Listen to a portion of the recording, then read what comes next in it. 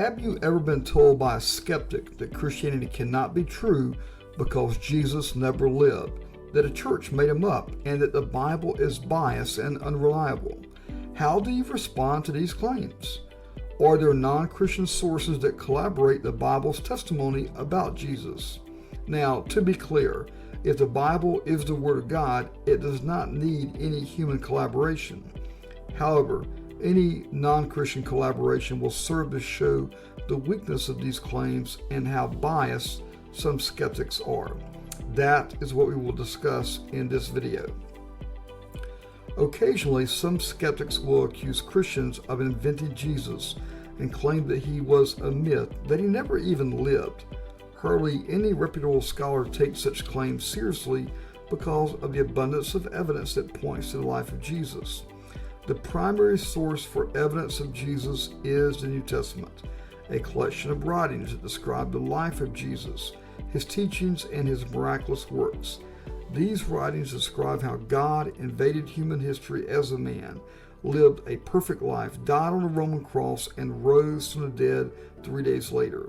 These writings also describe how the earliest followers of Jesus claimed to be eyewitnesses of his resurrection, spread the good news about Jesus far and wide, and recorded his teachings and miracles in the New Testament. Skeptics will claim that the writers of the New Testament were biased and should not be treated as reliable sources. Dictionary.com defines bias as a particular tendency, trend, inclination, feeling, or opinion, especially one that is preconceived or unreasoned. Is this what we see with the writers in the New Testament? They claim to be eyewitnesses of the risen Jesus. Would it be unreasonable to believe in Jesus if with your own eyes you saw him die a cruel death, saw him alive 3 days later, and saw him afterwards ascend to heaven? The skeptic needs to explain why the earliest followers of Jesus will proclaim this message and suffer and die for this message if it was false. After all, they were in a unique position to know if the message was true or false. However, for the purpose of this video, we will step away from the New Testament and consider non-Christian sources that were hostile to the Christian faith. None of these sources will claim that Jesus was God or rose from the dead, but they do offer us evidence that supports what we find in the New Testament. We will briefly consider non-Jewish sources and Jewish sources along with what they confirm. First, Thallus, an early historian writing in the 1st century, confirms that there was an earthquake and darkness during the time of Christ's crucifixion, but he attributes it to a solar eclipse. Most scholars date his writings in the middle of the 1st century. As a historian writing 2 decades after Jesus, he confirms the existence of Jesus and his death, but tries to explain away the strange events surrounding Christ's death by natural means. Second, Bar Serapion, a Syrian philosopher writing in the 1st century, wrote a letter to his son in which he wrote about the deaths of Socrates, Pythagoras, and Jesus. In writing about Jesus, he wrote, "What advantage did the Jews gain from executing their wise king?" He goes on to say that the teachings of Jesus live on in his followers. He was not a believer because he places the death of Christ on an equal footing with that of Socrates and Pythagoras, and he views Christ as only living on in his followers. However, his letter demonstrates that Jesus was a real person who experienced a real execution. Third, Tacitus, probably the most famous Roman historian writing at the beginning of the 2nd century, wrote that Jesus was executed under Pontius Pilate during the reign of Emperor Tiberius, and his followers were persecuted for their faith. He says that this faith, although initially restrained, broke out again in Judea and even spread to Rome. This supports what we find in the book of Acts. Fourth, Pliny the Younger, a Roman government administrator, wrote to the Emperor Trajan early in the 2nd century asking for advice on how to deal with Christians who were meeting regularly on a certain day before light and singing a hymn to Christ as to a God. Here we see that Christ was worshipped by the early Christians as God.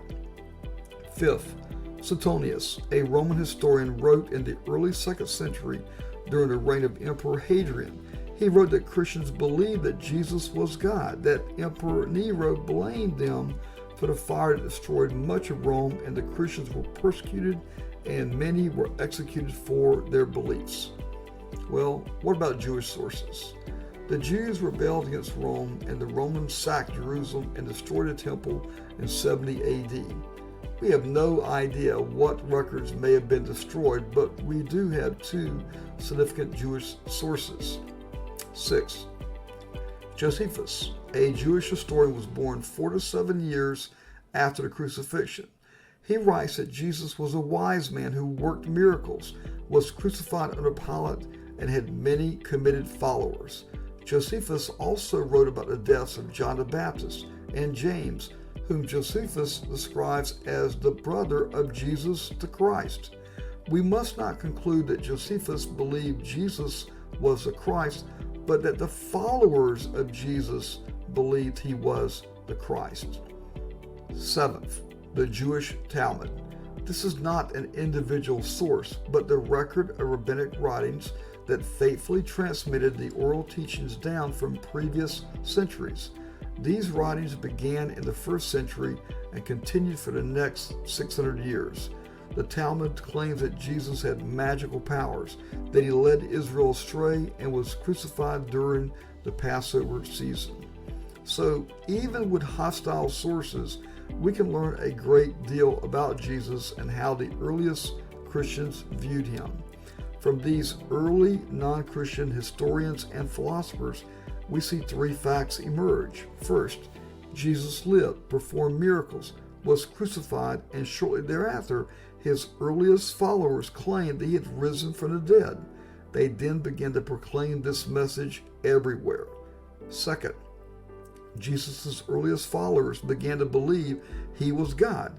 They were Jews who believed in only one God, the God who created the world, the God who led Israel out of slavery.